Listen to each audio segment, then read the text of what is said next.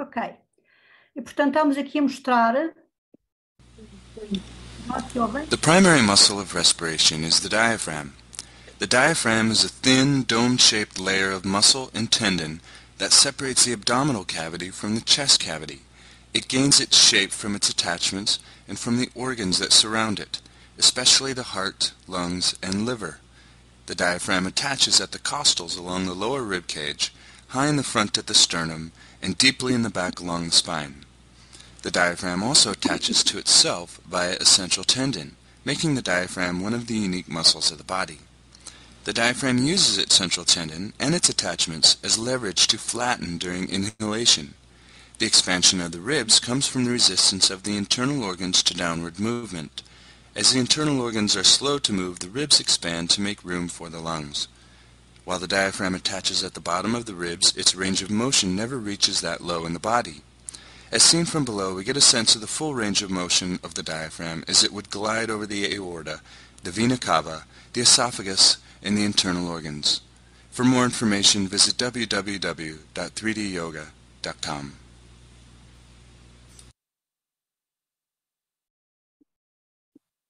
O que é que isso quer dizer? Portanto, voltando àquilo que eu estava a dizer antes, isso significa que portanto, o diafragma é efetivamente o músculo inspiratório mais importante.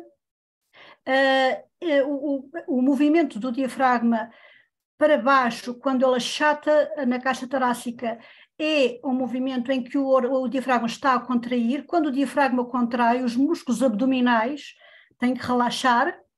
Quando o diafragma está a subir, está a descontrair, está a passar de uma posição de tensão para uma posição de distensão, e os músculos abdominais estão em tensão. Portanto, o mais importante músculo inspiratório é o diafragma. Os mais importantes músculos expiratórios são os músculos abdominais.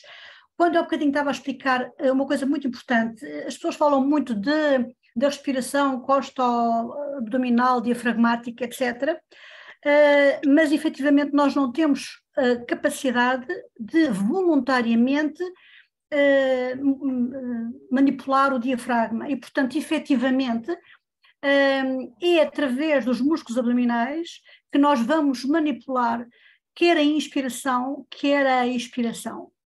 E os músculos abdominais, em relação ao diafragma, são antagonistas. Portanto, normalmente, quando o diafragma contrai, os músculos abdominais relaxam. Quando os músculos abdominais contraem, o diafragma relaxa. E então, quando eu estou a inspirar, o diafragma contrai e baixa, e os músculos abdominais relaxam. Quando eu estou a expirar, os músculos abdominais contraem e o diafragma relaxa. Na verdade, o que eu quero em termos de movimento, de gesto respiratório saudável e eficaz, é nem puxar o ar, portanto, não contrair as vias respiratórias na aquisição do ar, nem empurrar o ar. Portanto, nós também não contraímos, não ajudamos os músculos abdominais a contraírem para o ar sair, mesmo quando estamos a falar.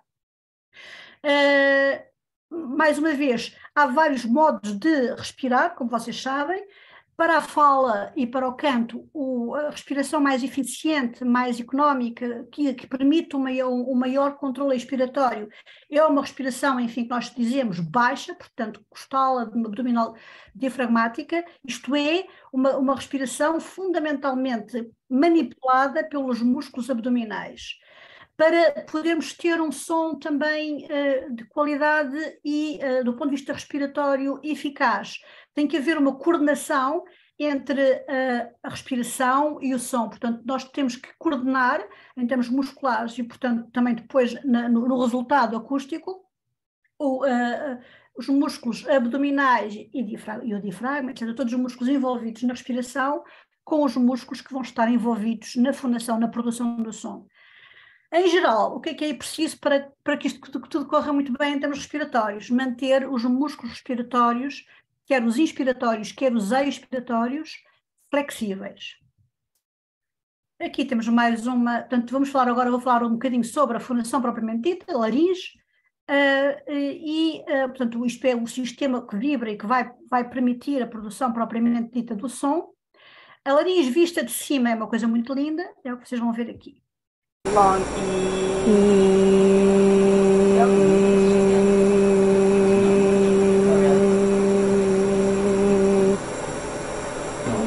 Just breathe.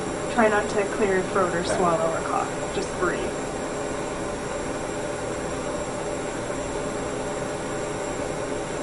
Just breathe.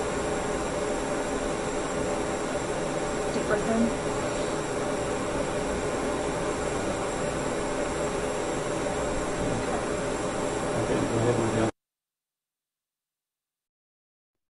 Quando estamos a respirar. Oh, say, can you see by the dawn's early light what so proudly we hailed at the twilight's last gleaming? On an E from low to high. And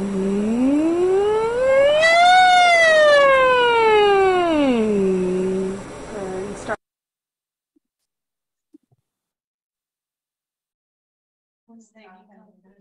Como eu costumo dizer, o mais belo instrumento musical que há.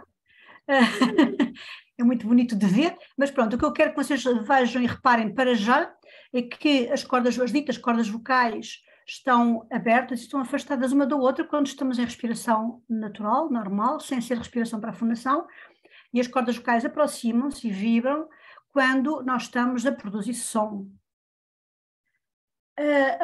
A laringe é um tubo, isto é também um modelo que aqui tenho, a laringe é um tubo que está, enfim, na continuidade da traqueia e que tem, enfim, duas cartilagens que são, tanto sem ser pares, que é a cartilagem tiroide, que é esta aqui, a cartilagem cricoide, e tem duas cartilagens pares, que é as duas cartilagens aritenoides, estas são as principais. A vista que nós estamos aqui a ver é para conseguir perceber que nós, quando falamos de glote e do espaço glótico, estamos sempre a falar do espaço que existe, tem uma visão da laringe por trás, estamos a ver a laringe por trás, ali a epiglote, a epiglote é isto aqui, a epiglote é o que fecha para nós engolirmos e para a comida e o líquido não ir para as vias respiratórias, a epiglote está ali, portanto, estamos aqui a vê-la. E estamos a ver esta laringe por trás, estamos a ver nesta configuração. O que é que aqui me interessa, porque é que eu pus aqui isto? Para vocês perceberem que quando nós olhamos por trás, esta coisa que estamos aqui a ver é, na verdade, são as chamadas falsas cordas vocais, isto são bandas ventriculares. A seguir temos aqui o espaço entre as falsas cordas vocais, e aqui são as verdadeiras cordas vocais. O espaço entre as cordas vocais e as falsas cordas vocais vai se chamar glote. A glote está aberta para nós respirarmos e está parcialmente fechada quando nós produzimos som. Por baixo da glote, por baixo das cordas vocais, nós dizemos subglote, e portanto quando falamos de pressão subglótica, pressão de ar subglótica é a pressão de ar que vem por baixo das cordas vocais, e acima das falsas cordas vocais temos a supraglote, temos o espaço que está acima da glote, certo?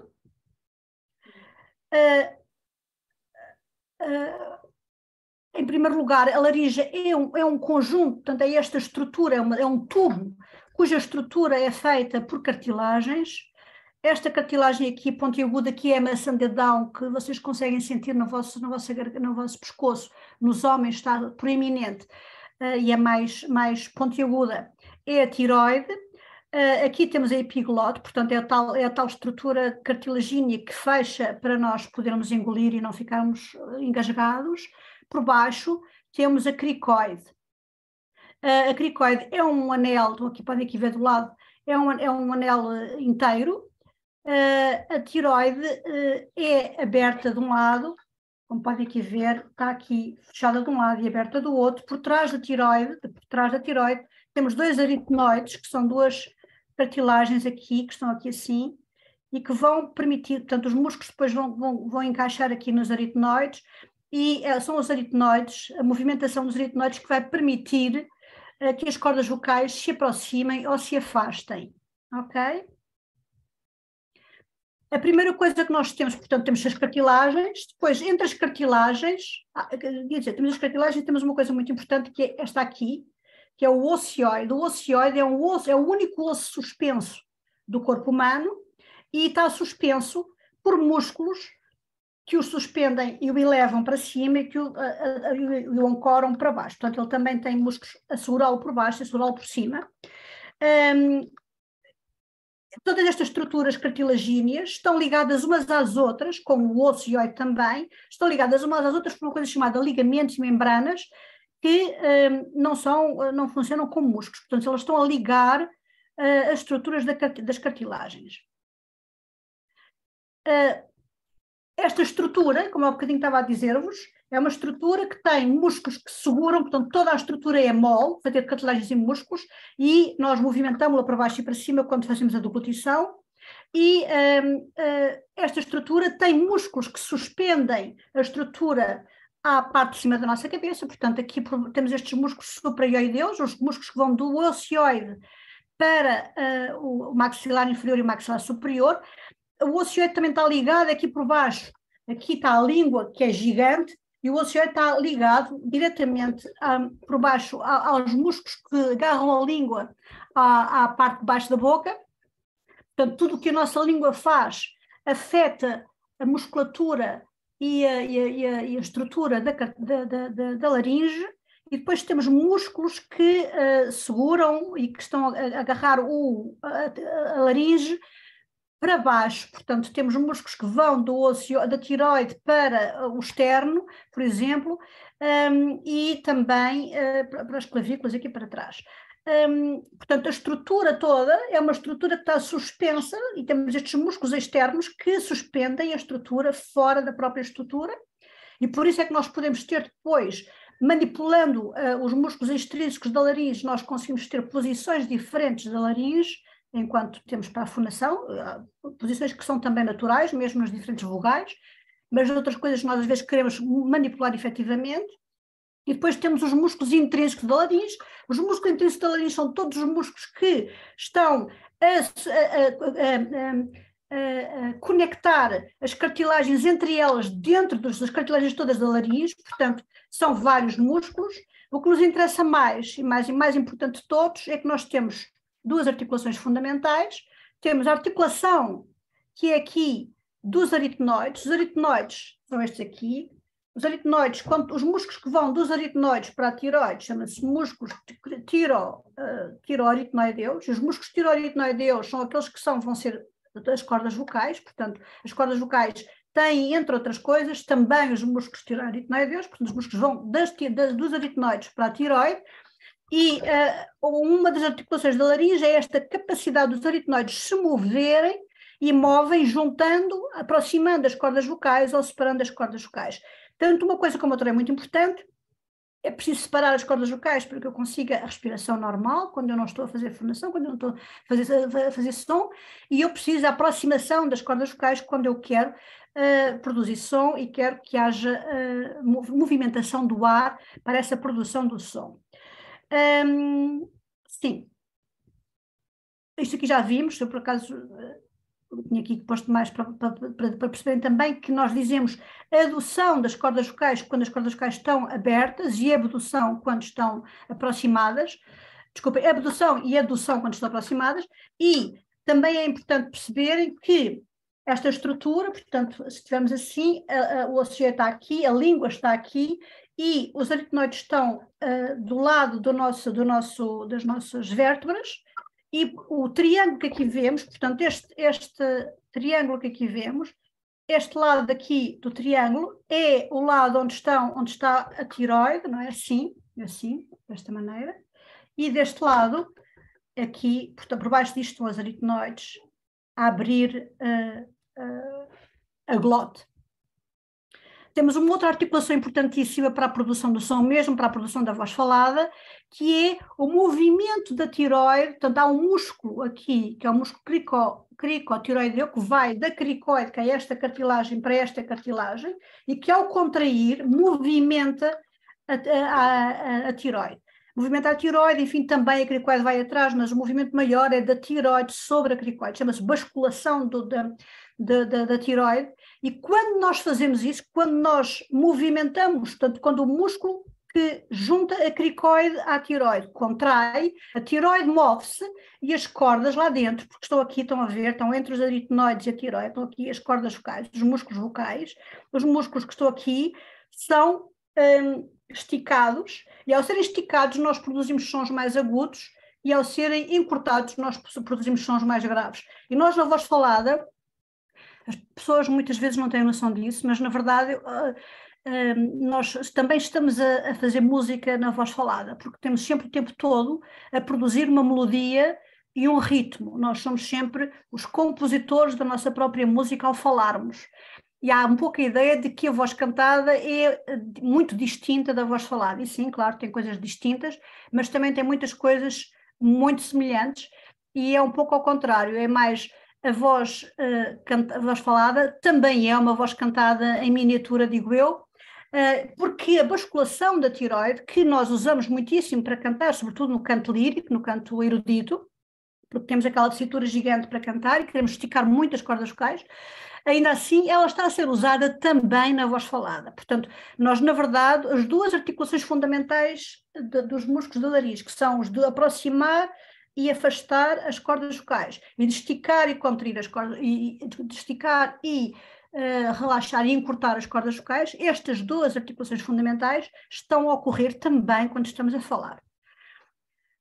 Isto aqui é visto de lado, portanto é um corte sagital. Estamos aqui a ver então os músculos que são o ligamento vocal com o músculo cricotiroideu, que é aquilo que vai ser esticado e encurtado e nos permite falar mais agudo ou mais grave, nos permite fazer frequências de sons verdadeiramente diferentes e não estamos sempre a falar monocordicamente.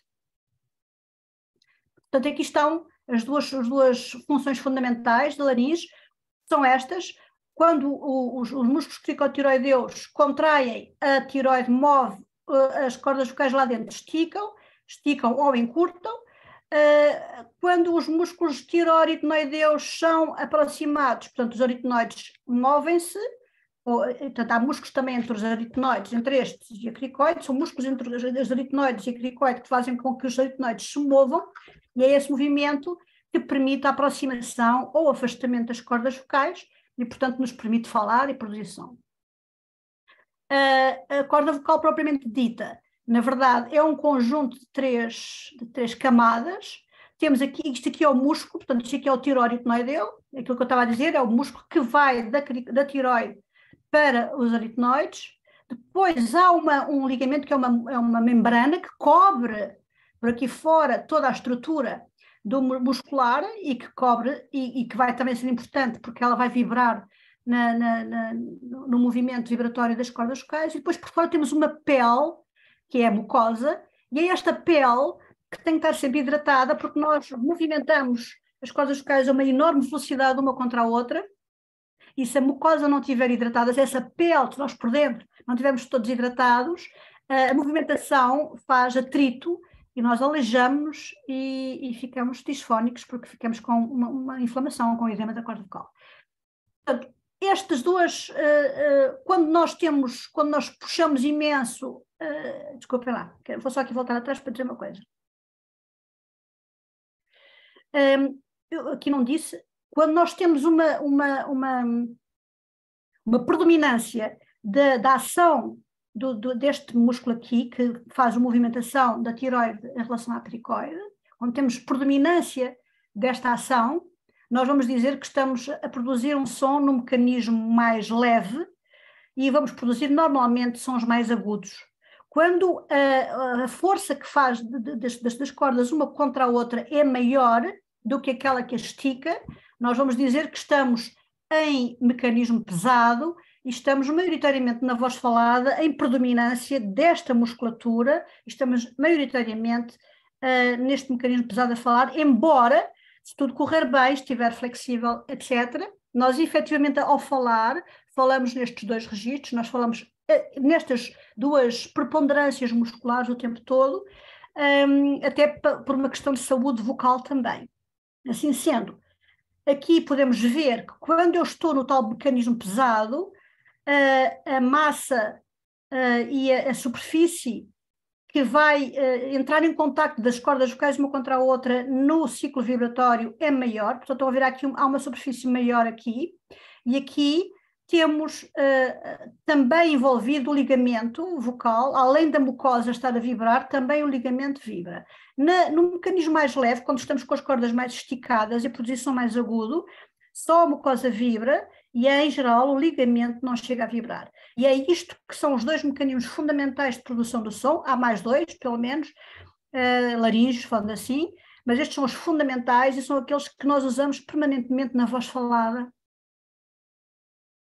E, portanto, mesmo a falar, nós fazemos movimentação de encurtamento e esticamento das cordas vocais. Quando estamos a falar com sons mais graves, temos as cordas vocais mais encurtadas. Quando estamos a falar, portanto, elas encurtam, a massa é maior e a superfície de contacto é maior também, produzimos um som mais grave. Quando elas esticam, elas ficam mais fininhas, a superfície de contacto é mais pequena também e nós produzimos um som agudo.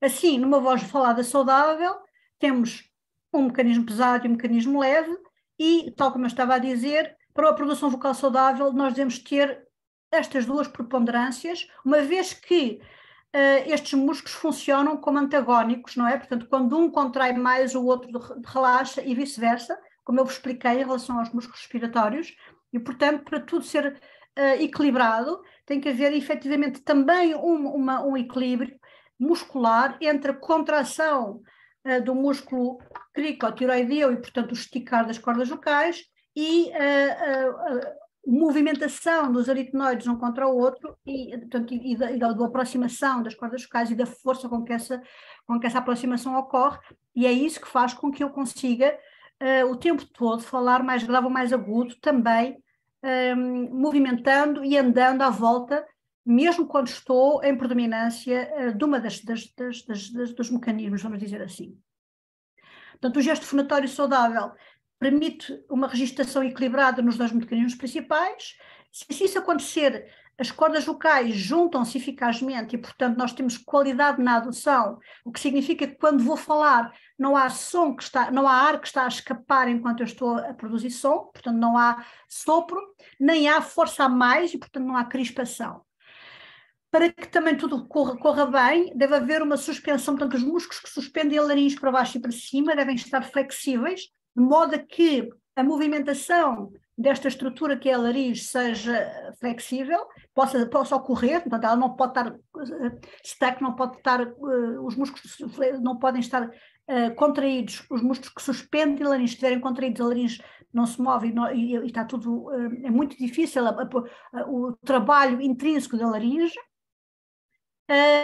Em geral, é uma posição de uma laringe mais baixa, sem haver depressão da laringe, isto é, sem eu puxar a laringe para baixo de propósito. Uma posição mais baixa da laringe é mais eficaz, facilita a adução das cordas vocais, portanto, o aproximar das cordas vocais e a sua vibração, facilita a registração, portanto, eu poder estar entre os dois mecanismos, facilita a qualidade da ressonância, e também a projeção vocal e também um aumento da intensidade sem esforço vocal. Isto é muito importante para um professor, porque o professor vai estar o tempo todo a falar com o público em intensidade vocal maior do que seria a voz coloquial e, portanto, tem que ter ferramentas que lhe permitam essa projeção e esse aumento da intensidade do som sem esforço. E também uma voz mais bonita com um espectro mais rico.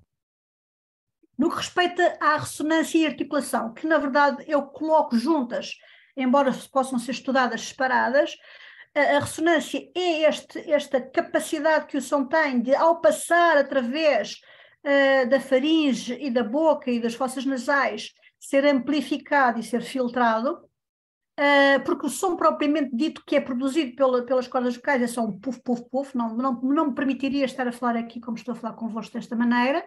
E, portanto, os espaços que nós encontramos dentro da nossa supraglote, permitem esta ressonância. Os passos fundamentais são, em primeiro lugar, a própria laringe, que é um tubo também, a faringe, que está aqui, a boca, portanto, este espaço oral, e também, sobretudo, a nasofaringe, portanto, esta parte de trás. Alguns fonemas, alguns sons nasais acabam por passar pelas fossas nasais na sua totalidade, mas a maior parte das vezes nós só usamos a nasofaringe, aqui a faringe e a boca e a laringe como cavidades onde o som pode ser amplificado e filtrado. Filtrado significa que o som fundamental que é dado pelas cordas vocais é um conjunto de harmónicos, é uma espécie de eu costumo dizer uma cebola, né? Tem várias camadas, e a passagem por este caminho, por estas caixas de ressonância, vai permitir que alguns harmónicos sejam enfatizados e outros sejam engolidos, e é isso que faz um espectro, e é isso que faz com que nós tenhamos vozes diferentes, nós tenhamos também sons diferentes, mesmo quando a altura do som é a mesma. Os articuladores, ia dizer mais outra coisa ainda aqui, portanto, as cavidades de ressonância dependem dos articuladores. Se eu mover a língua, modifico a caixa que está dentro da boca, e também a faringe, porque a língua também se move para trás e para cima e para a frente, etc. E, portanto, toda a movimentação da língua modifica a caixa, a manipulação do palato mole também modifica a caixa, e estas diferentes caixas a ressoar é que vão dar as diferentes vogais que nos permitem, do ponto de vista cotidiano, da nossa comunicação e da nossa comunicação linguística, do conteúdo linguístico, não é? Portanto, aqui em relação aos articuladores, são aquelas partes que nós conseguimos mover, certo? Portanto, um palato mole é móvel, ele consegue mover-se para trás e para trás e para a frente, para baixo e para cima. Quando ele se move para trás e para cima, faz a acoplagem com a faringe, portanto, fecha aqui o caminho para as fossas nasais. Isto é muito importante para a deglutição, vão ver ali. Depois a língua é o maior articulador, vamos dizer assim. Os dentes não são articuladores, só que nós usamos os dentes como superfície contra a qual articulamos, não é? Os lábios são articuladores também, podem ser protuberantes nas vogais O ou U, por exemplo, e não estarem protuberantes nas outras, etc. E o maxilar inferior é um articulador muito importante. A articulação temporomandibular também, esta articulação que temos entre o maxilar superior e o maxilar inferior, também é importante e tem que estar sempre flexível para a articulação saudável. Agora temos aqui um vídeo mini, um senhor a engolir.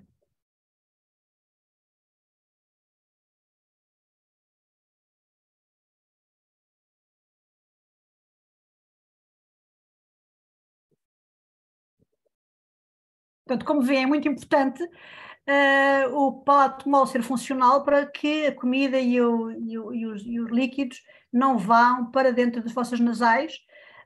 De qualquer maneira, o próprio palato mole articula, nós não temos controle voluntário sobre o palato mole, o controle, a manipulação que fazemos do palato mole é sempre a partir da língua, porque a língua e o palato mole são co-articuladores, eles articulam um com o outro. Quando a língua baixa, o palato mole sobe, etc. Ok, isto já vimos. Portanto, em função da posição da língua, nós conseguimos ter as várias vogais. Enfim, o triângulo das vogais, na sua generalidade, é um triângulo que é feito com a vogal I, U e A, porque estas três I, U e A fazem os pontos máximos de articulação que nós conseguimos fazer com a língua dentro da boca. Todos os outros fonemas, todas as outras vogais, são vogais intermédias entre a posição I, A e U. A vogal I é feita com a língua alta à frente, e a vogal U é feita com a língua alta atrás, e a vogal A é feita com uma língua mais baixa. É importante compreender que, do ponto de vista acústico, efetivamente a mudança da caixa aqui da faringe e da boca, e da orofaringe, que vai permitir nós ouvirmos e articularmos diferentes vogais. Para as consoantes, nós temos um monte de consoantes. As consoantes podem ser, entre outras coisas, podem ser vozeadas ou não vozeadas. Vozeadas significa que as cordas vocais vibram quando estão a ser, quando a consoante está a ser produzida, ou não vibram quando a consoante está a ser produzida, e dependem também onde é que nós articulamos a consoante. De qualquer maneira, todas as consoantes, quer vozeadas, quer não vozeadas, são sempre interrupções da passagem do som. São interrupções da passagem do som. E como são interrupções da passagem do som, na verdade, as consoantes, na sua generalidade, são consideradas para o discurso como uma espécie de ruído, e aquilo que nos interessa efetivamente mesmo na fala e na fala profissional e na fala dos atores, por exemplo, também, quando eles têm que falar em teatro, é alongar as vogais e conectar as vogais umas às outras o melhor que se consegue, diminuindo as consoantes. Isto também é verdade no canto, mas também é verdade na voz falada, sobretudo na voz falada consciente. Aqui temos mais uma senhora a falar. Speech production is possibly the most complex of human behaviours. In 1 second of fluent speech, we can produce approximately 5 or 6 syllables comprising 10 to 12 phonemes and a variety of articulatory gestures. This requires coordinating dozens of muscles from the diaphragm and rib cage used to provide the source of sound as air passes through the larynx, to the tongue, lips, and jaw used with precision to shape the chambers of the vocal tract.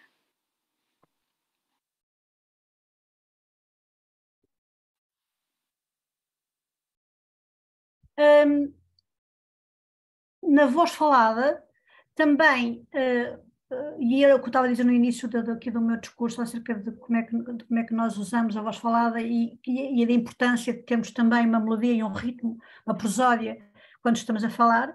Efetivamente, nós falamos, as mulheres, mais ou menos entre 200 e 400 Hz, o que significa numa oitava, ainda é uma extensão longa.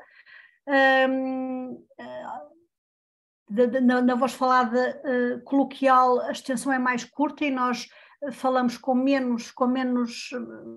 melodia menos acentuada, mas de qualquer maneira está lá. E os homens falam uma oitava abaixo, portanto também usam aproximadamente uma oitava para a voz falada. O que significa que entre a voz falada e a voz cantada, a extensão de uma mulher que seja treinada para cantar lírico, cantar música erudita, tem uma extensão adquirida de cerca de 2 oitavas e meia, 3 oitavas, enfim, a extensão e se torna a mesma coisa, mas não interessa, pronto. Ou consegue produzir pelo menos o triplo de sons do que está aqui na voz falada. Os homens conseguem produzir 5 vezes mais, porque os homens são os malandros, além de terem a voz natural, ainda têm a voz do falseto, que lhe dá mais 2 oitavas normalmente. Embora não usem tudo isso na voz cantada, mas de qualquer forma o que eu quero explicar é que o uso vocal na voz falada ocorre e ainda é com uma extensão significativa. E portanto as pessoas não são monocórdicas em geral e não estão a falar o tempo todo assim, e é muito importante também, vou falar isso no final, mas pronto, também é muito importante para um professor não falar monocordicamente, até porque se eu falar monocordicamente aqui durante este tempo, já estão todos a dormir desse lado, eu imagino que sim, mas ainda assim eu estou aqui a tentar usar uma melodia acentuada, de modo a que vocês fiquem minimamente interessados no meu discurso. É mesmo importante, se eu for monocórdica, se eu falar o tempo todo exatamente na mesma nota, o tempo todo e muito devagar, etc., vocês adormecem mais depressa. Portanto, efetivamente, a consciência da prosódia e a consciência da manipulação da prosódia para um professor é uma coisa importante. Portanto, para que é que me servem as manipulações articulatórias e ressonânciais? Em primeiro lugar, para produzir conscientemente vogais e consoantes com eficácia, flexibilidade e independência dos articuladores, sem prejuízo da continuidade das vogais, da continuidade vocálica. Segundo, permitir o controle indireto do palato-mole e da posição da laringe e manipular também a faringe enquanto caixa ressoadora fundamental. E em terceiro lugar, permitir a projeção do som e a manipulação tímbrica. Isto também é muito importante porque a projeção do som, mesmo sem ser em grande volume, é muito importante, mais uma vez, para o professor, uma vez que, e a projeção como é que ocorre? A projeção ocorre quando nós conseguimos, deixa eu ver se eu tenho aqui Não. aqui, queria só aqui mais atrás, não.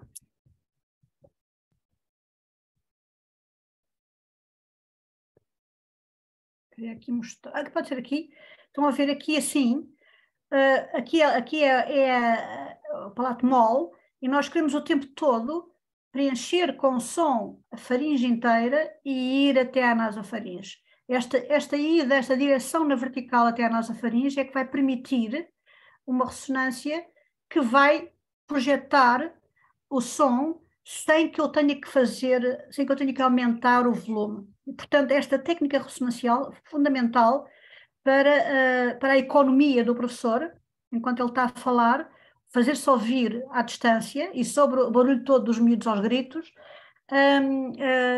e não estar o tempo todo em grande esforço vocal para obrigar-se a si próprio a estar o tempo todo em muito volume, em muitos decibéis, não é?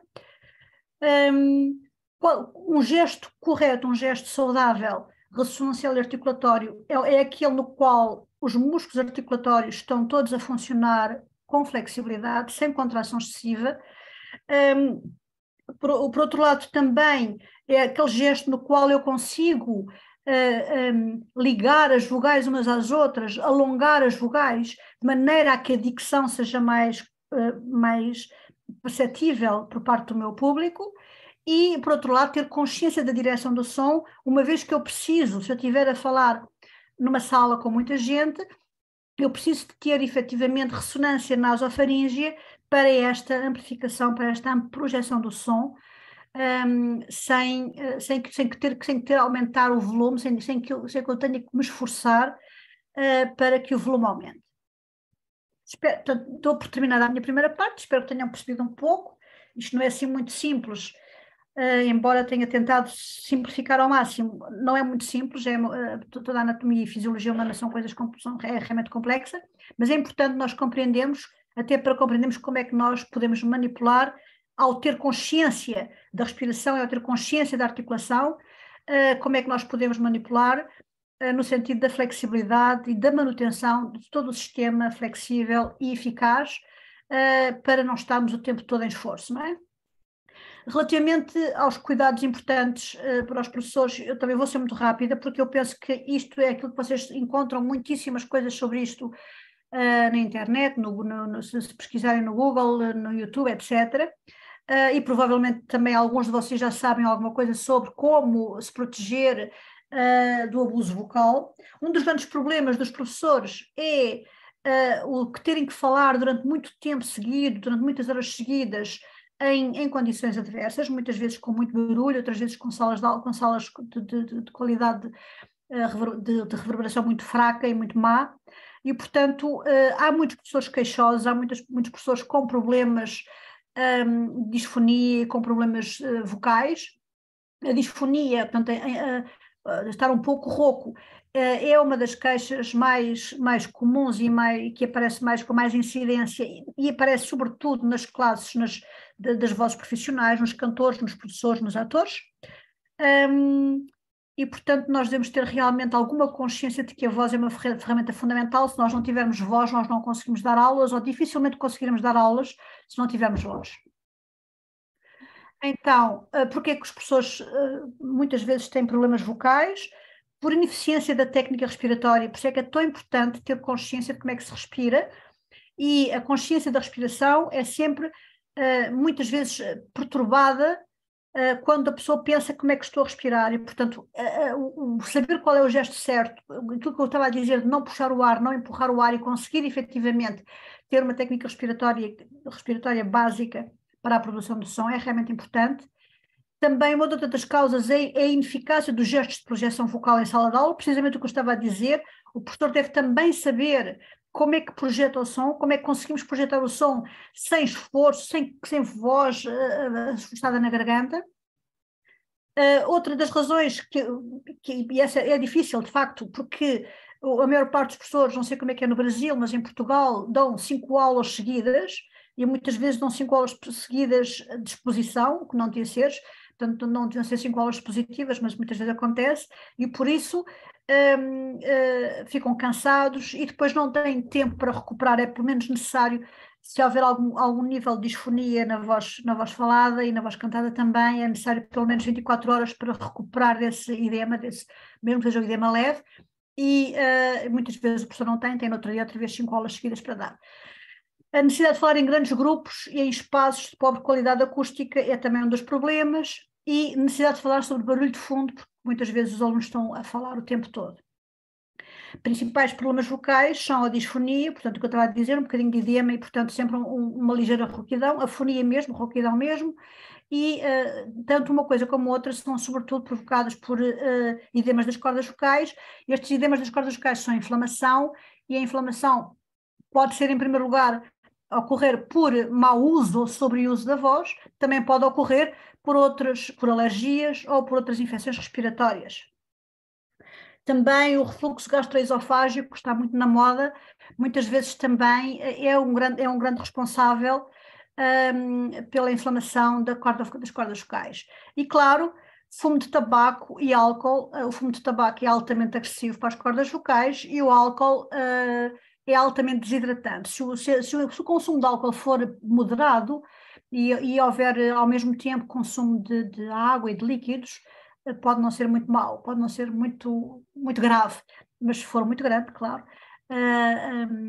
E também o fumo, isto aqui vem esta imagem maravilhosa, são umas cordas vocais com edema de Rank, que é um edema provocado por fumo de tabaco prolongado. Isto normalmente pessoas que fumam muito, muito e durante muitos anos acabam com edema de Rank, e o edema de Rank não permite, portanto, faz com que as cordas vocais não consigam ser esticadas e a pessoa fica com um âmbito muito reduzido da voz falada. Outros problemas vocais que ocorrem muito nos profissionais da voz, nomeadamente nos professores, são os nódulos. Os nódulos são normalmente ao nível da mucosa, são calos ao nível da mucosa da pele, não é? Das cordas vocais, e são chamados kissing nódulos porque normalmente batem as cordas vocais. Quando nós estamos a falar, há uma frequência fundamental que é mais repetida, que é nessa borda das cordas vocais que as cordas vocais vão bater mais vezes durante a minha voz falada, e é aí que depois esses calos aparecem. Normalmente os nódulos com reeducação vocal melhoram, às vezes não, enfim, mas realmente é preciso saber falar e com alguma técnica. Também os pólipos também normalmente não são quicinosos, normalmente é só de um dos lados, mas também normalmente é ao nível da mucosa da corda vocal, e as coisas podem ser piores, enfim, não vale a pena falar disso. Quais é que são os sinais de alerta fundamentais? Quando estamos muito, muito roucos durante muito tempo seguido, é importante ir ver o que é que está a passar. Quando há uma perda inexplicável de voz, a pessoa pode perder a voz de repente, sei lá, porque deu um grito mal dado e há uma hemorragia da corda vocal, ou porque morreu alguém e ficou altamente disfónico imediatamente. Também a parte emocional é extremamente importante para o bom funcionamento das cordas vocais. Quando a pessoa sente que a voz está debilitada ou está permanentemente cansada, claro que uma pessoa que dá aulas todos os dias 5 horas, é óbvio que naturalmente ao fim da semana, até no final da semana já tem a voz debilitada, ou tem técnica ou se vê aflito. Também a necessidade de pigarrear, de fazer isto, ou a incapacidade de projetar a voz, também mostra que a pessoa, muitas vezes, quando estamos cansados fisicamente e a nossa parte física, a nossa parte de controle abdominal da respiração não está tão eficaz, começamos a não ser capazes também de projetar a voz quando estamos a falar, e isso também leva a cansaço vocal e muitas vezes a disfonia. E também uma dor sistemática na garganta, uma sensação de um objeto estranho na garganta, também deve ser ao otorrino ou bater à porta de alguém que consiga ajudar-nos. Cuidados básicos, é isto também penso que vocês sabem: não beber álcool, estou a ver, nem whisky, nem sobretudo bebidas brancas, bebidas destiladas são mortais. beber água, manter-se hidratado. Como eu vos estou a explicar, as cordas vocais precisam de vibrar uma contra a outra e vibram a uma enorme velocidade. Reparem, na minha voz falada, eu estou normalmente, a maior parte do tempo, à volta de 220 Hz, que é o Lá abaixo do Dó central, isso significa que quando eu estou no Lá 220 Hz, significa que as minhas cordas vocais vibram uma contra a outra 220 vezes num segundo. Portanto, efetivamente é um trabalho violento para as cordas vocais, e é muito importante estar hidratado para que essa vibração, para esse ciclo vibratório, não seja feito com uma mucosa desidratada, uma mucosa seca. Depois, claro, evitar consumir alimentos como o chocolate e produtos lácteos antes do uso profissional da voz, isto é, não comer chocolate nos intervalos. Depois de irem para casa podem, mas não nos intervalos entre as aulas. Não é que faça mal propriamente, é que efetivamente chocolates e produtos lácteos têm uma consistência difícil de permitir que imediatamente a seguir as cordas vocais vibrem muito rápido. E claro, não fumar ou fumar o menos possível. Reconhecer sinais de cansaço vocal, isto é muito importante para o professor, porque muitas vezes o professor está muito cansado vocalmente e não dá conta, não tem consciência disso. Obrigar-se a fazer descanso vocal após abuso vocal, isto é, eu costumo dizer, não ir para os intervalos falar, nos intervalos é para descansar a voz e, portanto, estar calado, e permitir-se momentos de pausa vocal durante o dia, portanto, em que se está em silêncio, é realmente importante.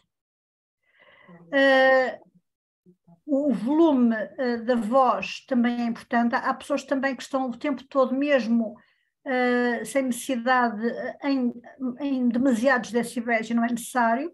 Portanto, o que acontece efetivamente é que em voz coloquial, quando nós estamos só a falar uns com os outros, nós nunca ultrapassamos ali os 60 decibéis, diria assim, e quando estamos na sala de aula a falar para 30 garotos, com todos os garotos a falar ao mesmo tempo, nós somos capazes de falar aí 80 decibéis ou mais, o que é muito esforço.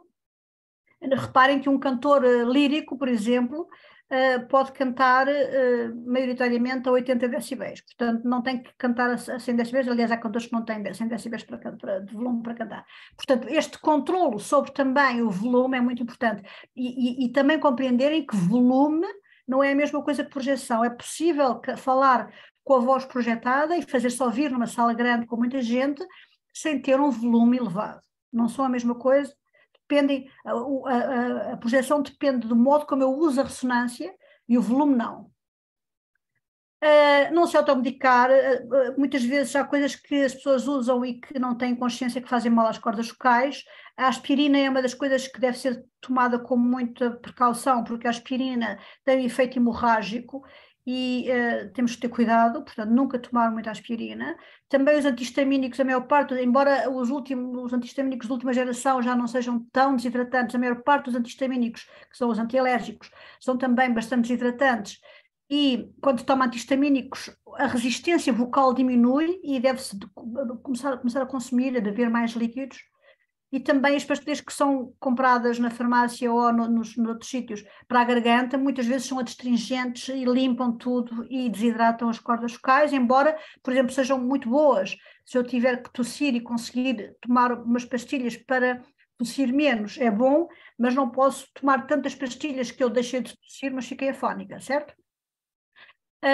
E depois também ter muita atenção a todas as doenças que envolvem o trato respiratório, isto é, todas as doenças que são infecções respiratórias como gripes, constipações, sinusites, etc. São doenças que efetivamente muitas vezes por efeito secundário, não por efeito primário, mas por efeito secundário, vão afetar também o bom funcionamento das cordas vocais e muitas vezes nós não temos resistência vocal nessas situações, quando estamos constipados ou quando estamos com gripe, etc. Depois, claro, o professor devia estar sempre calmo e maravilhoso e ter muitas férias nas Bahamas ou noutro sítio assim maravilhoso, ou no Brasil, por exemplo, porque os estados emocionais afetam a eficácia fisiológica da voz e, portanto, também a qualidade da voz falada. os estados, há um enorme trabalho já também, enfim, em Portugal também, imagino que aí também, sobre os estados de burnout dos professores, que as pessoas às vezes estão no limiar da paciência e da capacidade de aguentar, do ponto de vista psicológico, e essa parte emocional é realmente muito importante para o bom funcionamento da voz. Nós devíamos estar sempre muito felizes, muito alegres, muito bem dispostos, muito bem. É giro dizer isto, não é? Mas sim, porque efetivamente os estados emocionais, portanto, eu costumo dizer que a voz, eu repito isto muitas vezes, que a voz é um barómetro das nossas emoções. É difícil estar muito mal emocionalmente e não haver um pequeno edema da corda vocal. Portanto, efetivamente é importante termos atenção também ao nosso estado emocional e como é que nós, sob um estado emocional, sei lá, de stress, por exemplo, ou de uma condição adversa qualquer, ou qualquer coisa que nos aconteceu, conseguimos tecnicamente manipular a nossa voz e não nos deixar pressionar por esse estado emocional, que realmente pode ser muito mau para as cordas vocais. Comportamentos adequados: não falar em locais de muito ruído, como salas de professores, carros, aviões, evitar gritar. Eu costumo dizer que é sempre bom comprar aqueles apitos, aqueles que os professores de educação física costumam ter, para não gritar. Como é que se chamam aqueles assobios? Aqueles... Apitos, exatamente, exato. Portanto, ter sempre um apito. Eu por acaso tinha sempre sobretudo para as aulas de cor, mas depois esqueço-me sempre do apito, mas pronto. Mas de qualquer maneira, evitar gritar. Gritar realmente é daquelas coisas que eu acho que muitas vezes, quando nós ficamos muito alterados com qualquer situação que ocorre na sala de aula e damos um grito, e um grito pode ser realmente muito mal dado e pode realmente aleijar-nos vocalmente, e por isso eu acho que nunca devemos gritar. E também evitar sussurrar. Também há muita ideia de que sussurrar protege ou faz com que eu tenha menos cansaço vocal, mas não é verdade, porque quando sussurramos estamos a perder ar, as cordas vocais estão a fazer o seu ciclo, mas estamos a deixar ar passar ao mesmo tempo, e portanto essa ineficácia vibratória não é boa, também produz cansaço vocal, não é bom sussurrar. Também evitar pigarrear, portanto nunca fazer. Beber água para controlar o pigarreio, beber água para evitar tossir. Muitas vezes, quando estamos mal com uma gripe, por exemplo, às vezes não é a gripe que nos produz, por consequência secundária, a inflamação das cordas vocais, é tossirmos imenso, e portanto é muito importante ter sempre um xarope para não tossir, e beber líquidos para evitar ao máximo tossir. Depois, pronto, e entro agora na minha terceira parte. O professor, como profissional da voz, devia sempre gosto de dizer estas coisas, devia sempre aquecer de manhã, portanto tomava um pequeno almoço e a seguir aquece a voz. Vai de bicicleta para a escola e vai a fazer uns vocalizes, ou vai de carro para a escola, ou vai no autocarro e faz... portanto, o aquecimento vocal muito simples, brinco, mas é sério, devia ser feito para a voz falada também, sobretudo se nós tivermos muitas horas a falar seguidas. E alguns exercícios muito simples de semioclusão do trato vocal, portanto, quando nós fechamos, como há bocadinho estava a dizer, algumas consoantes vozeadas fazem com que eu esteja a fazer mais uma porta para a saída do som, em vez de deixar o som sair diretamente. E estes exercícios em vogais que são vozeadas, em consoantes que são vozeadas, como que é ou z, são bons exercícios para aquecer, não fazem muito barulho, a gente pode fazê-los quase em qualquer lado, sem darem muito por conta disso, e permitem-nos esticar e encurtar as cordas vocais numa zona confortável, sem estar logo com muita pressão, portanto, muita pressão debaixo das cordas vocais. Quando eu produzo uma vogal, já estou com o trato vocal todo aberto, e preciso de mais pressão subglótica. Portanto, outra coisa também é que estas consoantes, por exemplo, me permitem também que haja um retorno do som, e esse retorno do som também faz pressão ao contrário, portanto temos pressão subglótica e pressão sobreglótica, e isso equilibra as forças, e são muito, muito fixas. Também podem fazer, há pessoas que também fazem aqueles brrr, aqueles trilos de lábios ou trilos de língua, são tudo o mesmo tipo de exercícios, e depois podem fazer umas sirenezinhas num U ou qualquer coisa assim, coisas que, perto da voz falada, porque é na voz falada que vocês vão estar, portanto não vale a pena estar a fazer coisas muito de grande extensão, mas aquecer um pouco os músculos antes de estar muitas horas a falar.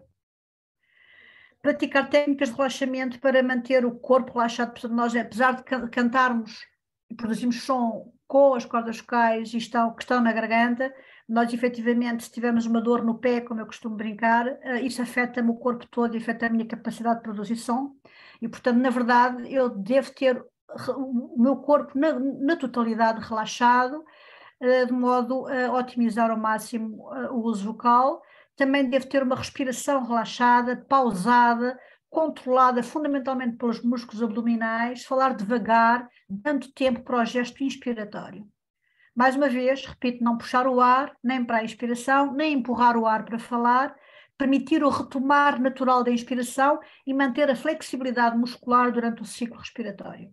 A postura é importante, a postura afeta permanentemente quer a respiração, quer os articuladores, e portanto eu tenho que saber qual é que é o alinhamento do meu corpo quando estou em pé e qual é que é o alinhamento quando estou sentado, que não é exatamente igual, mas um controle também sobre uma postura correta é importante para a produção vocal, para a respiração e também para a qualidade da ressonância. A posição da cabeça é fundamental para eu ter projeção vocal, ter ressonância de faringe, que é importantíssima. E por isso, efetivamente, eu devo ter alguma atenção sobre a posição do meu corpo.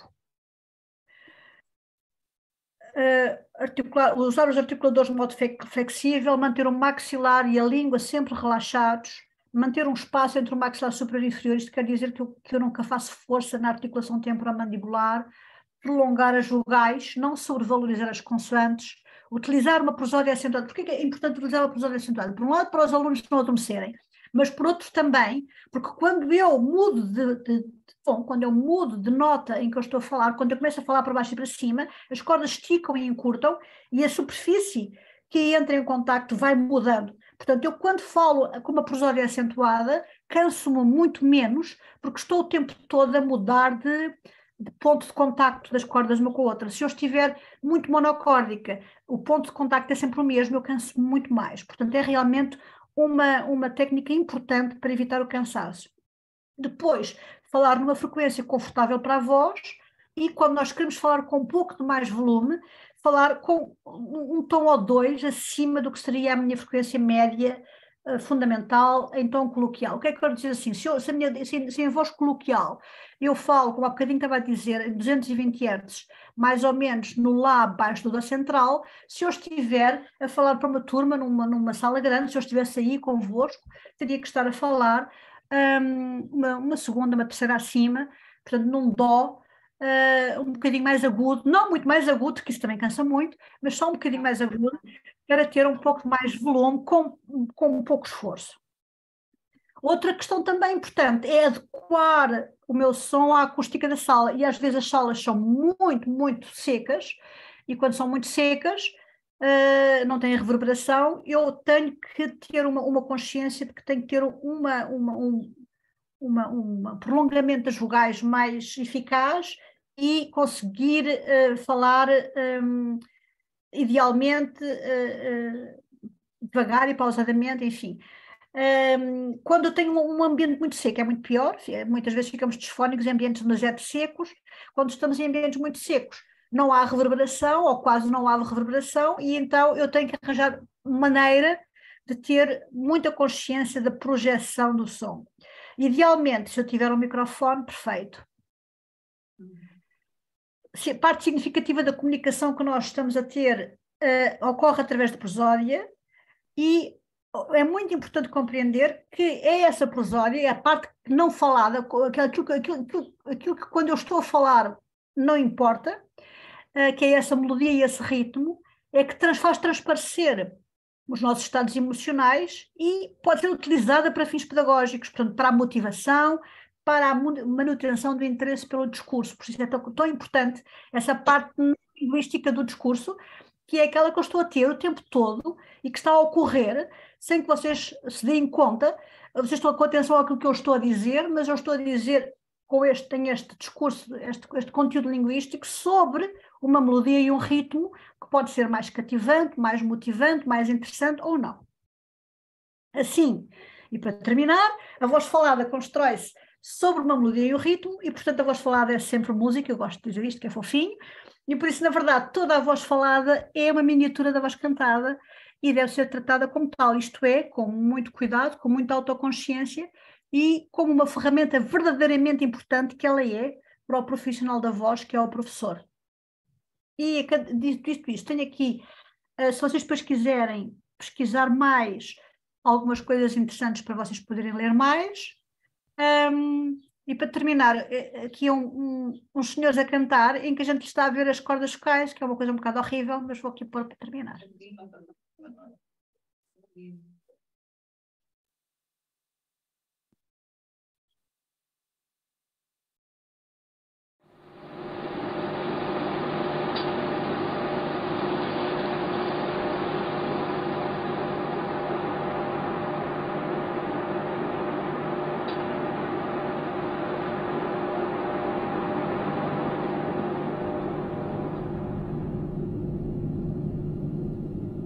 Muito lindo.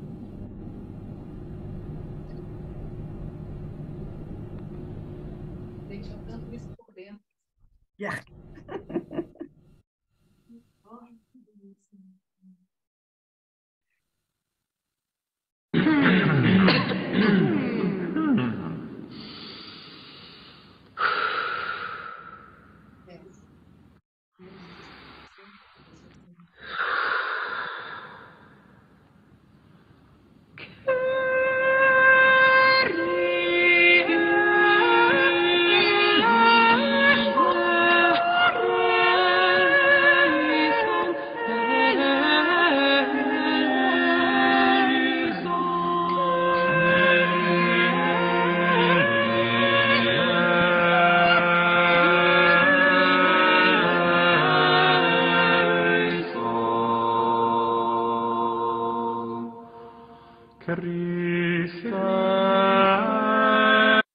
Para terminar, gostaria de dizer que as cordas vocais vibram a uma velocidade tão grande que efetivamente nós só conseguimos ver a vibração das cordas vocais em slow motion, em câmara lenta, porque quando estão a ver assim não conseguem ver que elas estão a vibrar a uma velocidade maluca. Portanto, efetivamente é preciso tecnologia, enfim, para conseguirmos ver como elas vibram, não é? Muito bem. Espero que tenha sido, não sei, tenha sido do vosso interesse, se não espero que estejam todos a dormir, mas a culpada disto tudo é a professora Viviana, que pediu a anatomia e fisiologia, eu não tenho culpa nenhuma, só fiz o que ela pediu. E não sei, agora se calhar se quiserem fazer algumas perguntas, não sei se tem alguma pergunta para fazer.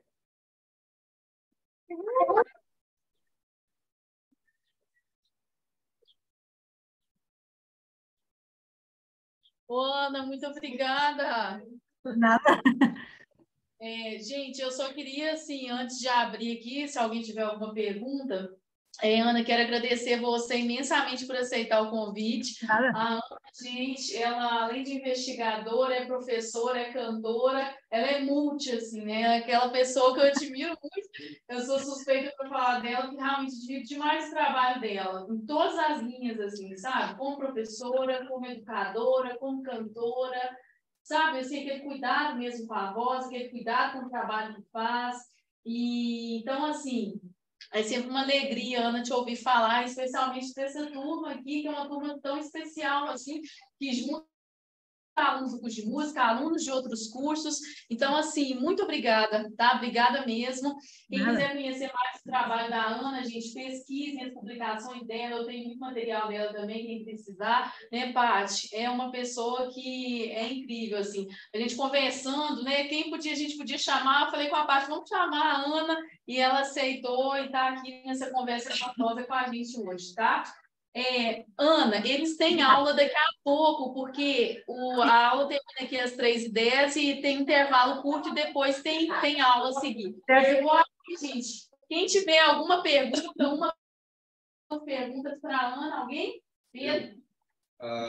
a professora Ana, ela falou rapidamente sobre a respiração diafragmática.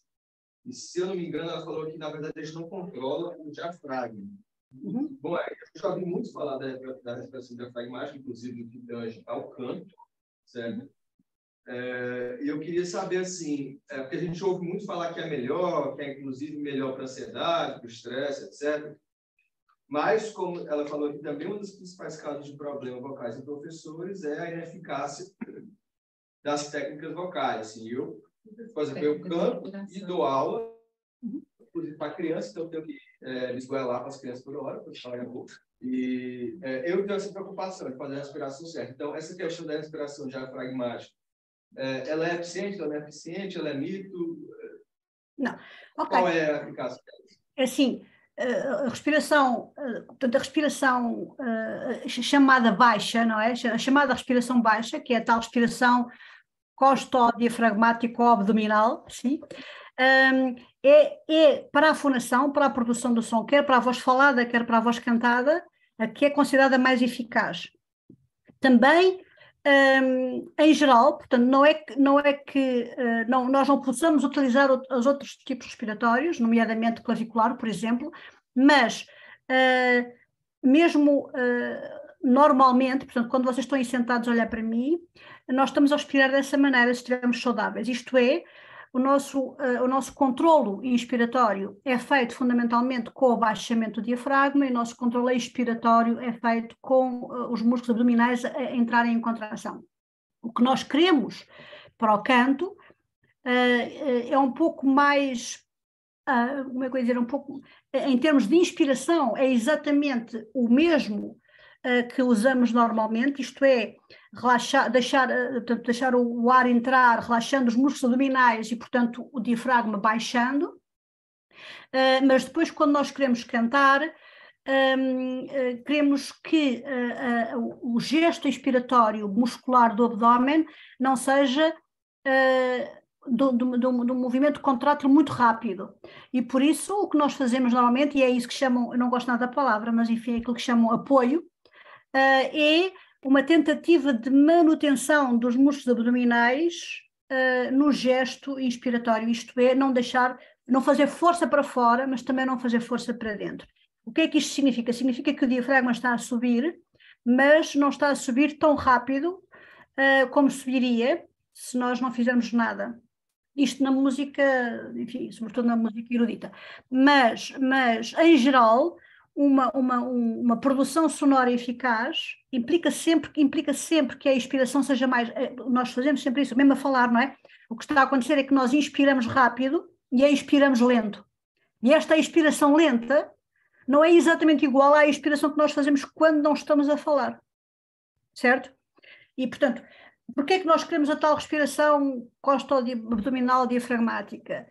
A tal respiração baixa, porque nesta respiração mais baixa, controlada pelos músculos abdominais, nós conseguimos ter mais economia, é muito mais económico, nós conseguimos respirar mais depressa, é muito mais eficaz, porque nós conseguimos com esta respiração costo-abdominal baixa, conseguimos controlar o fluxo expiratório, porque conseguimos controlar também a subida do diafragma, e em terceiro lugar, permite-nos também outra coisa importantíssima para o canto, que é permitir que a laringe baixe. Portanto, nós quando relaxamos e deixamos o diafragma descer, todo este sistema é uma musculatura mole, e a laringe baixa, e o que nós queremos, o que é natural é que a laringe baixa na inspiração e a laringe sobe na expiração, e nós queremos que ela não suba, não assim tanto, na expiração enquanto estamos a falar e a cantar. Nós queremos estabilizar a posição da laringe, e por isso esta respiração baixa é uma respiração e portanto lenta na função do abdômen, na função expiratória do abdômen, é uma respiração fundamental para a manutenção da posição da laringe e, portanto, para a eficácia também da produção do som. Quando a laringe está mais baixa, as cordas vocais podem ser esticadas e encurtadas com muito mais eficácia e, portanto, isso interessa-nos imenso.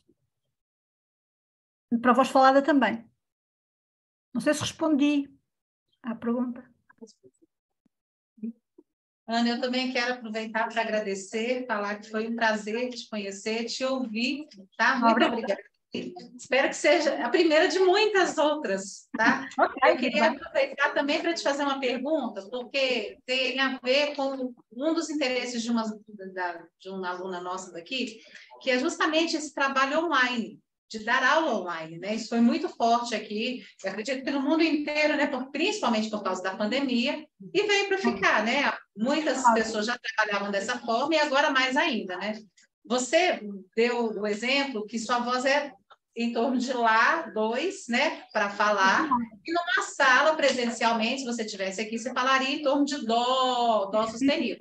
A gente verificou que você já estava em Dó, falando já mais agudo. Se você estivesse à minha frente. Chegou aqui para a gente já em Dó, já mais agudo. Se você pudesse só comentar como é a questão da sua atividade, quando você está nesse trabalho remoto, né, da sua preparação, a sua voz, você sente um desgaste maior, é normal, é mais tranquilo? A preparação que você faz, como é a sua visão assim, para esse trabalho do professor online?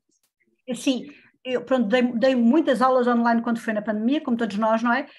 Mas agora continuo a dar aulas online, eu faço formação para professores sempre online, todas as semanas, aqui em Portugal, para a Associação Portuguesa de Educação Musical, e tenho sempre aulas que tenho que dar online, e também tenho 2 alunos de canto a quem estou a dar aulas online exclusivamente, uma vive na Suíça, e outro está aqui, mas em Portugal, mas muito longe. O que é que significa? Significa que, efetivamente, eu acho que dar aulas online, como esta, por exemplo, uma aula teórica, eu acho que é muito tranquilo, acho que não é uma coisa que não é vocalmente difícil. Dar aulas de instrumento musical online é um pouco mais, é um desafio maior, embora eu acho que se dá perfeitamente e permite-nos perfeitamente exemplificar, etc. Já temos também alguns gadgets, além do Zoom. O Zoom não é muito bom para dar aulas de instrumento, mas, por exemplo, o Skype é uma boa plataforma para o fazer. E eu acho que a preparação, portanto, do ponto de vista vocal, a preparação vocal para falar perante um público presencial, perante um público físico à nossa frente, eu acho que é uma preparação que tem que ser um pouco mais cuidada. Não quer dizer que a preparação vocal online não tenha que também acontecer, mas a minha preocupação para estar a ser ouvida ao longe não é a mesma do que se estivesse aí, apesar de ter, pelos vistos, ter estado a falar já no Dó. Também acontece que, efetivamente, quando nós queremos esta prosódia um pouco mais acentuada para manter a atenção da nossa audiência, é-nos mais fácil estarmos um pouco afastados daquilo que seria o limiar grave da voz, não é? Portanto, eu acho que estas versões online vieram para ficar, têm muitas vantagens, têm algumas desvantagens, claro, há coisas de prática que são mais difíceis, assim ao longe, mas tem muitas vantagens, como por exemplo esta aula nunca poderia acontecer se não estivéssemos online. Não sei. Agora não sei qual é que é a sua percepção, não sei. E uma coisa é aulas teóricas, outra coisa são aulas práticas. Eu acho que as aulas práticas há aqui sempre uma questão mais complexa, não é? Mas uma aula teórica, eu acho que a versão online e vocalmente é muito tranquilo, acho eu. E que bom que a gente teve essa opção, né? Você poder estar aqui. Obrigada. Mais alguém gostaria de fazer uma pergunta? Não? Professora, o Érico é professor aqui da universidade, tá? Esse também, Érico, por ter vindo com sua turma. Obrigada. Obrigada. Eles vão fazer chamada, tá, gente? Professora, a senhora já investigou o fenômeno da fisiologia de respiração para instrumentos de sopro? Chegou a ter algum contato com a literatura? Sim, um bocadinho. É assim, uma das coisas, vou falar de diferença, portanto, a voz cantada é um instrumento de sopro. Uma das diferenças maiores, a meu ver, é que a direção do ar no instrumento de sopro é sempre para fora do corpo. E a direção do ar, que é som na voz, é sempre para dentro do corpo. Nós tentamos não empurrar o som para fora do corpo, porque nós produzimos o som em nós próprios e temos que ser o nosso próprio ressoador. Portanto, este sentido da direção do som, ou da direção do ar, é verdadeiramente diferente nos instrumentistas de sopro e nos cantores, penso eu. Agora, há muitas coisas semelhantes. Eu fiz agora há pouco tempo, enfim, várias vezes, uma formação, estive a dar uma formação sobre, enfim, as coisas transversais à didática de todos os instrumentos, e na verdade há muito mais aquilo que nos une do que aquilo que nos desune. A articulação, por exemplo, a importância da língua e do processo articulatório para a articulação nos instrumentos de sopro é diferente da voz, mas é tão importante como na voz. O articular, a articulação da língua, ser executada sem tensão excessiva, é tão importante como na voz.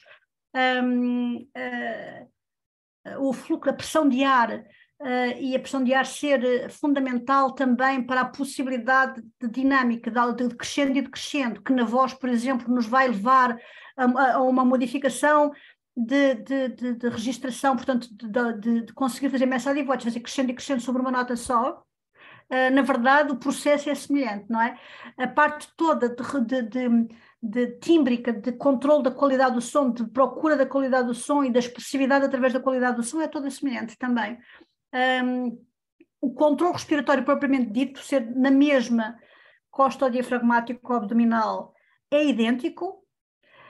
Aqui há uma discussão, que eu tenho uma discussão há muitos anos com vários professores e instrumentistas de sopro, que é muitos dos instrumentistas de sopro fazem, se eu disser uma asneira, corrija-me, mas fazem e dizem fazer uma enorme força na parede abdominal para que a parede abdominal permaneça, enfim, em posição para fora, vamos dizer assim.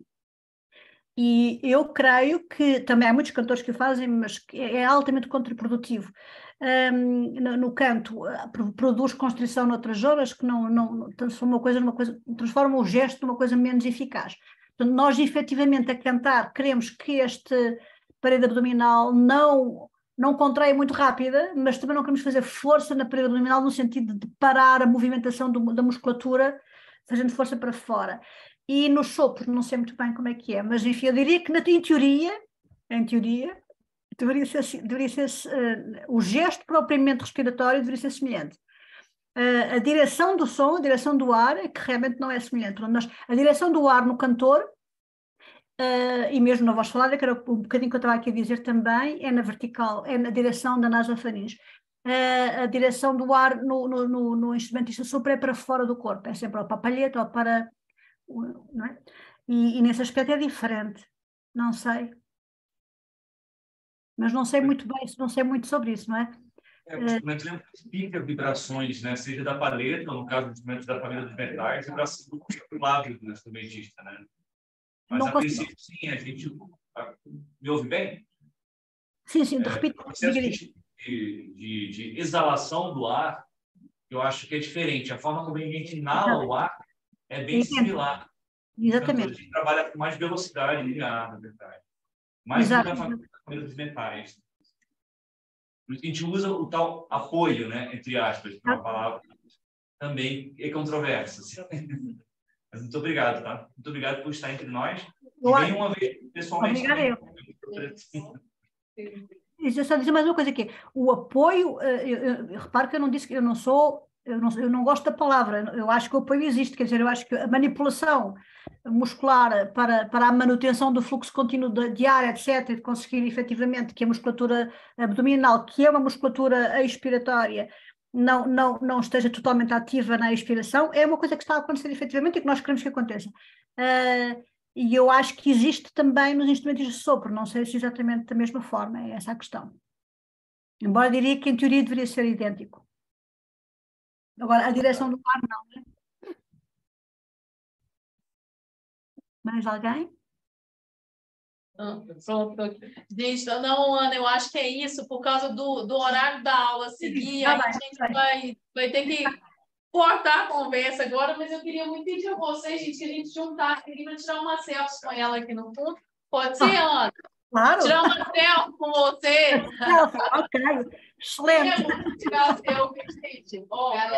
Aí tem cara de certeza tirar a selfie. Deixa eu pegar o teu. Vou tirar que eu vou tirar na internet. Vou tirar um direito, tirar a cara.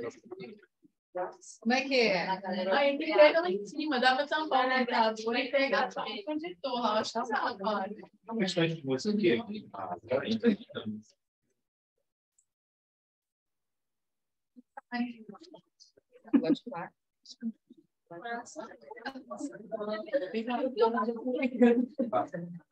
Vamos virar então, gente. A gente fica assim de costas para ela. Aí vai dar chefe, vai ficar legal. A gente vai ficar de frente pro Érico aqui. Aí ela aparece lá atrás. Eu acho que ela tá. Eu acho que fica abaixar, pra gente ficar só ela lá atrás. Ó. Tudo bem. Oi, se a gente abaixar, pega. Pega ela. Pega, coloca ela inteira. É melhor, boa. Coloca aí. Com licença, professora. Mais ou menos, pessoas me. Ou então a gente desliga a nossa câmera. Sim. Vai lá, né? Pronto.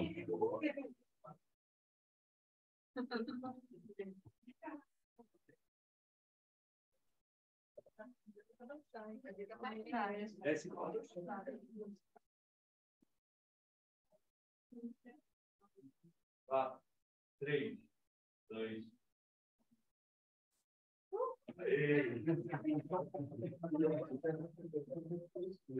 Ana, muito obrigada, Ana. Ok, obrigada eu. Até breve. Eu mando depois o certificado para você. E aí, se você puder me mandar a gravação, tá? Eu mando a gravação, está bem? E parabéns mais uma vez pelo trabalho. Beijinho. Tchau. Tchau, professora. Muito prazer. Tchau.